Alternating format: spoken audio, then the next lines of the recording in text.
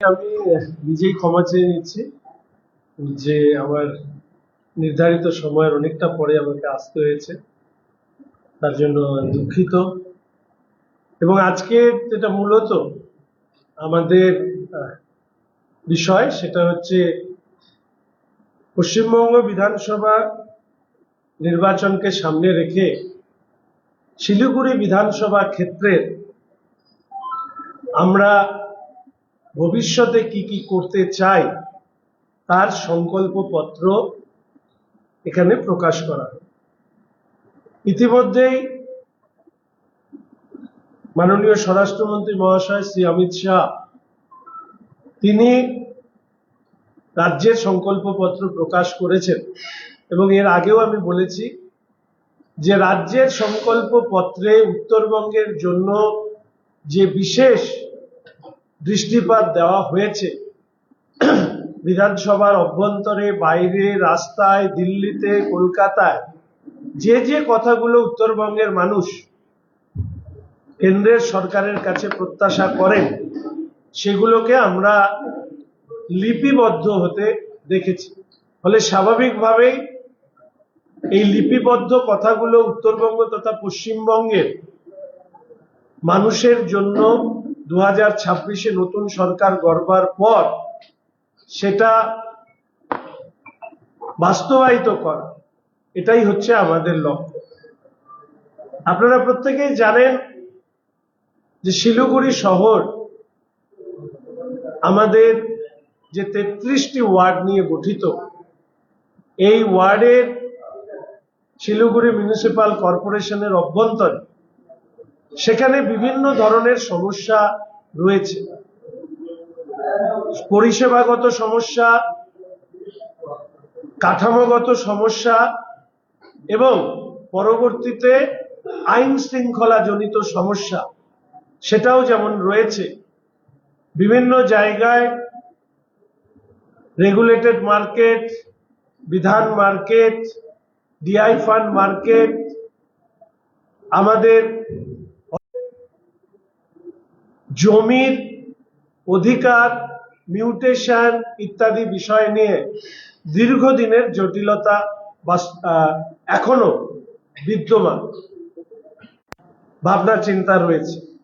শিলিগুড়ি নগরকে সামনে রেখে পরিকল্পনা করা এবং সেই পরিকল্পনার বাস্তবায়ন করা, এবং এক্ষেত্রে খড়গপুর আইআইটি কিংবা যাদবপুর বিশ্ববিদ্যালয় সহ অন্যান্যদের তাদের সাথে কথা বলে এই শহরের অন্যতম বড় সমস্যা ট্রাফিক সমস্যার সমাধান থেকে শুরু করে পানীয় জলের সমস্যা, বিশেষত কলোনি অঞ্চলের সমস্যাগুলো যা আমরা প্রতিনিয়ত উপলব্ধি করি, সেটা সমাধান করবার নিশ্চিতভাবে আমাদের পশ্চিমবঙ্গে সরকার গঠন করবার পরে বিশেষ লক্ষ্য দেওয়া হবে।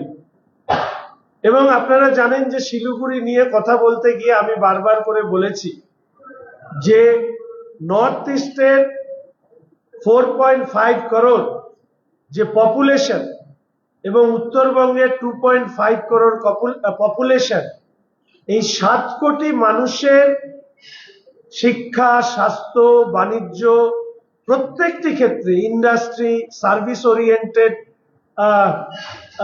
বিভিন্ন কর্মসূচি, ট্যুরিজম, এই সবগুলো আমরা চাই যে আমাদের শিলিগুড়ি হোক একটা ফোকাল পয়েন্ট বা স্টপ। আমাদের শিলিগুড়ি নর্থ ইস্টের গেটওয়ে হিসাবে চিহ্নিত, কিন্তু আমরা চাই যে শিলিগুড়ি নর্থ ইস্টের বিভিন্ন শিক্ষা, স্বাস্থ্য, পরিষেবা, শিল্প তার ক্যাপিটাল হিসাবে চিহ্নিত হোক।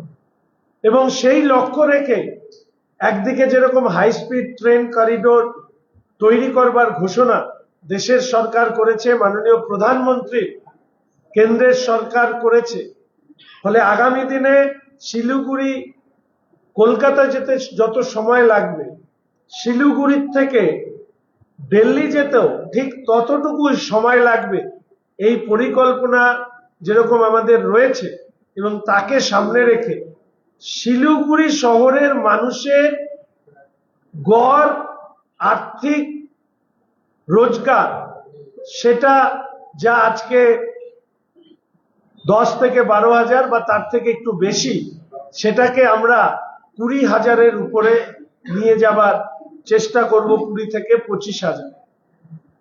আমাদের শহরের বিভিন্ন সমস্যাগুলোকে চিহ্নিত করার মধ্যে দিয়ে আমরা আরো একটি বড় সমস্যা নির্দিষ্টভাবে উল্লেখ করবার চেষ্টা করেছি।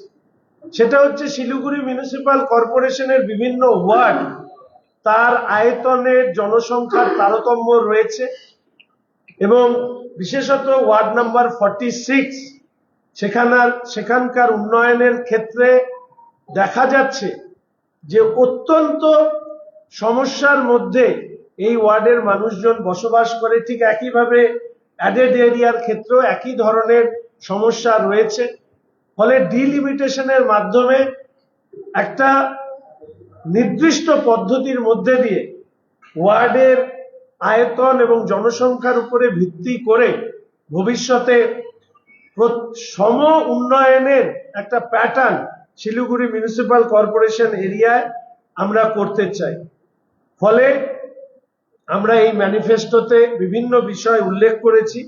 আপনাদের প্রত্যেকের কাছে অনুরোধ যে এই ম্যানিফেস্টোতে যে বিষয়গুলি উল্লেখিত হয়েছে, 2026 সালে পশ্চিমবঙ্গে ভারতীয় জনতা পার্টি ডাবল ইঞ্জিন সরকার প্রতিষ্ঠিত হওয়ার পর আমরা নিশ্চিতভাবে এই সংকল্প পত্রে ওঠা বা এই সংকল্প পত্রে লিপিবদ্ধ বিষয়গুলো বাস্তবায়িত করবার জন্য আমরা দৃঢ় প্রতিজ্ঞ থাকব।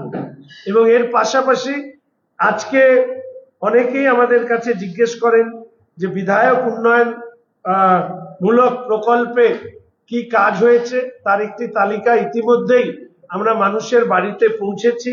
এবং তার পাশাপাশি আমাদের আরেকটি তালিকা, যেটা আজকে আমরা প্রকাশ করব না, সেটা হচ্ছে আগামীকাল হয়তো সেটা করা হবে, মূল বিধায়ক উন্নয়ন তহবিলের কতগুলো কাজ আমরা যে আবেদন করেছিলাম, যে কাজ করতে দেওয়া হয়নি, ওয়ার্ক অর্ডার বেরোনোর পরেও যে কাজ হয়নি, সেই কাজের তালিকাও আমরা প্রকাশ করব আগামীকাল। এছাড়া বেশ কিছু বিষয় যা ইতিমধ্যেই আমাদের প্রার্থী পরিচিতির মধ্যে এই বিষয়গুলিকে উল্লেখিত হয়েছে, সেই বিষয়গুলিও আমরা পত্রক আকারে ইতিমধ্যে বাড়িতে বাড়িতে পৌঁছে দিয়েছি, এবং আগামী দিনে আপনাদের মাধ্যমেও শিলিগুড়ির সমস্ত নাগরিকদের কাছে পৌঁছে দেব।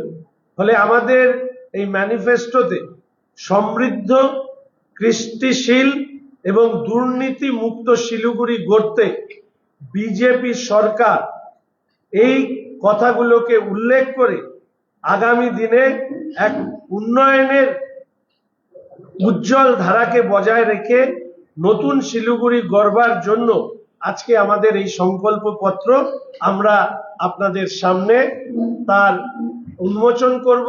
আমার সাথে উপস্থিত আছেন আমাদের শিলিগুড়ি বিধানসভা ক্ষেত্রের সম্মানীয় কনভেনার, ভারতীয় জনতা পার্টির জেলা শিলিগুড়ি সাংগঠনিক জেলার সহসভাপতি শ্রী রাজু সাহা। উপস্থিত আছেন আমাদের শিলিগুড়ি মিউনিসিপাল কর্পোরেশনের সম্মানীয় বিরোধী দলনেতা শ্রী অমিত জৈন মহাশয়, Shri councillor ward number 4 Shri Vivek Singh মহাশয়, আমাদের councillor ward number 8 Shrimati Shalini Dalmia. উপস্থিত আছেন 5 নম্বর ওয়ার্ডের কাউন্সিলর কুমারী অনিতা মাহাতো। উপস্থিত আছেন আমাদের মিডিয়ার দায়িত্বে যিনি আছেন সৌমিত্র, এবং আমাদের চিফ স্পোক্স পার্সন বাপি। আমরা সবাই মিলে আপনাদের সামনে আমাদের সংকল্প পত্র এখানে উন্মোচন করছি।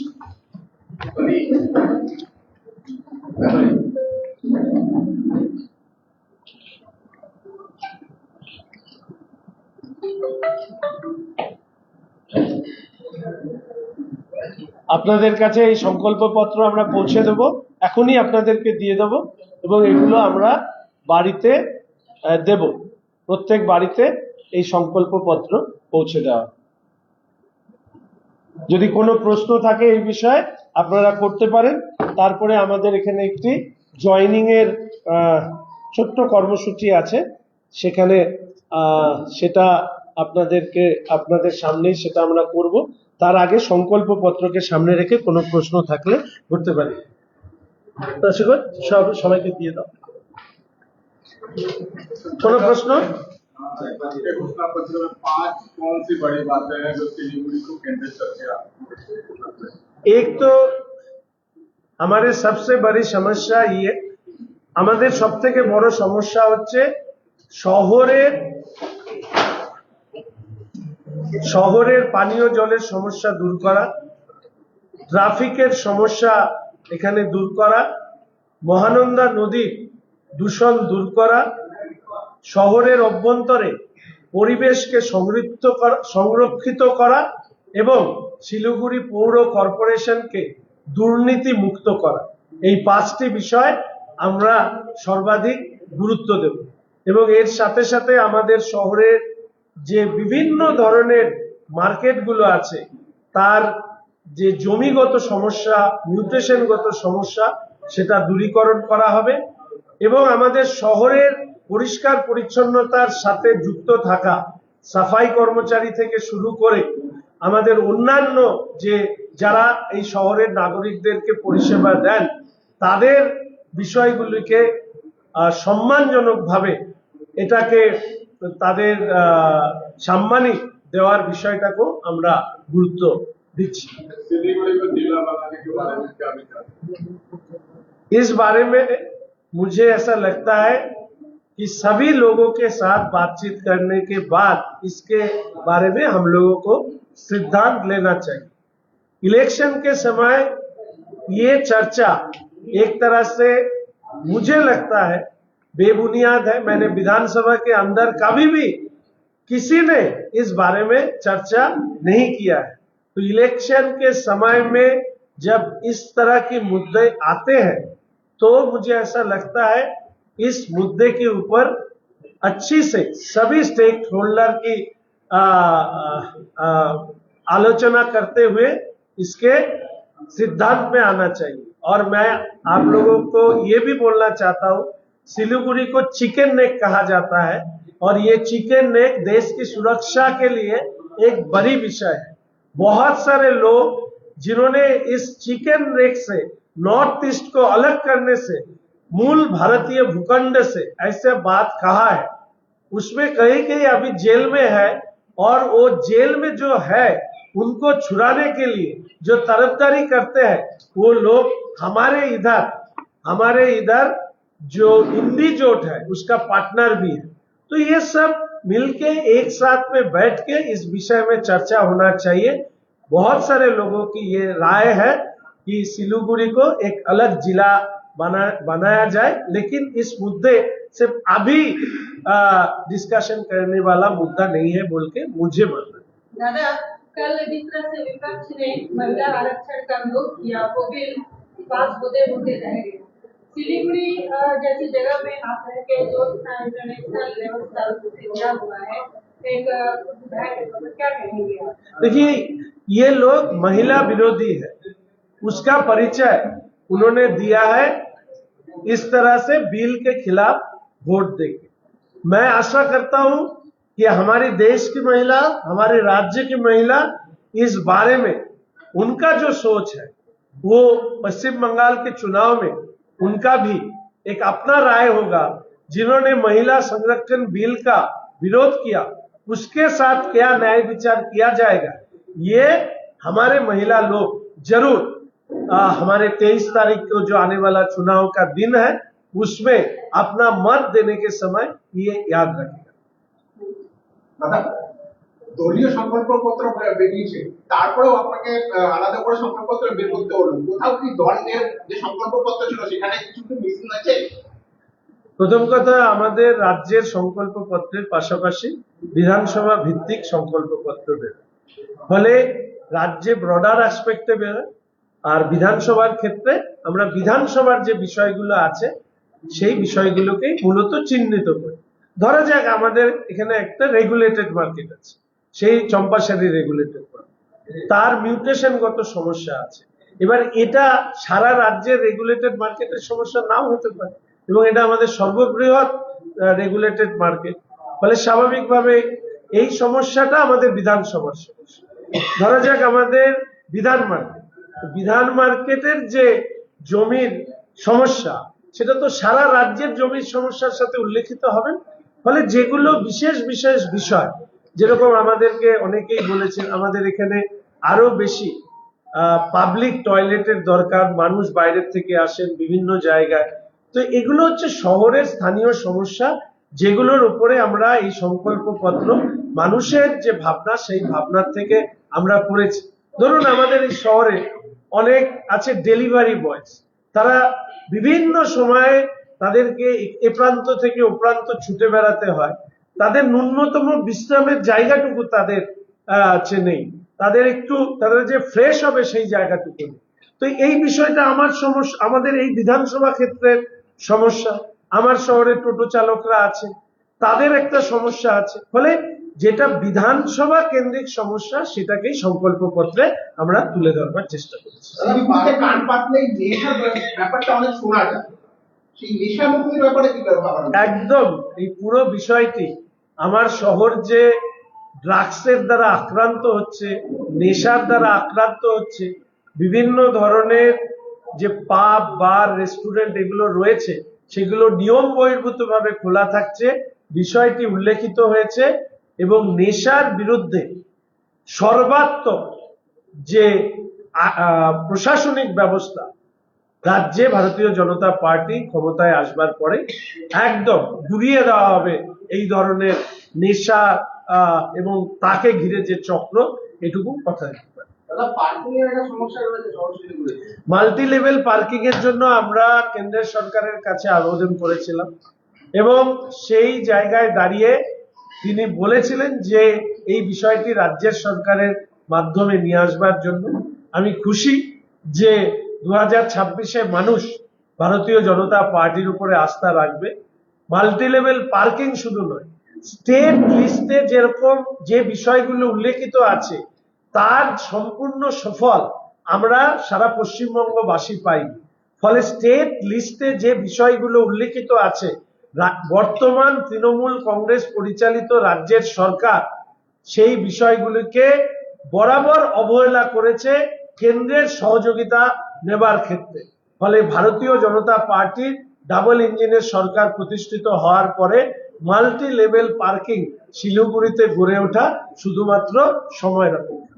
দাদা, আপনারা গ্রেটার শিলিগুড়ি মিউনিসিপাল কর্পোরেশন বলছেন, এটা নিয়ে কি পরিকল্পনা? প্রাথমিকভাবে আমাদের এই শহর বেড়েছে, এবং শহর ছড়িয়ে দেওয়াটা এই মুহূর্তে আমাদের অন্যতম লক্ষ্য।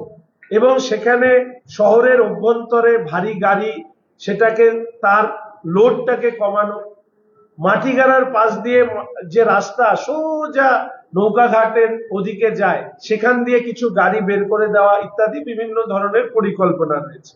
শিলিগুড়ি মিউনিসিপাল কর্পোরেশনের যদি বৃহৎ চেহারা নিতে হয়, তাহলে আমাদের এগোতে হবে হচ্ছে মাটিগাড়া, শিব মন্দির, বাগডোগরা এদিকে, কারণ এক পাশে জঙ্গল, এক পাশে স্টেশন, এক পাশে পাহাড়। ফলে এই ক্ষেত্রে আরবান প্ল্যানার যারা আছেন, যারা বিশেষজ্ঞ, তাদের সাথে কথা বলি গ্রেটার শিলিগুড়ি উন্নয়ন নিয়ে পরিকল্পনা আমরা করি। বিনোদ।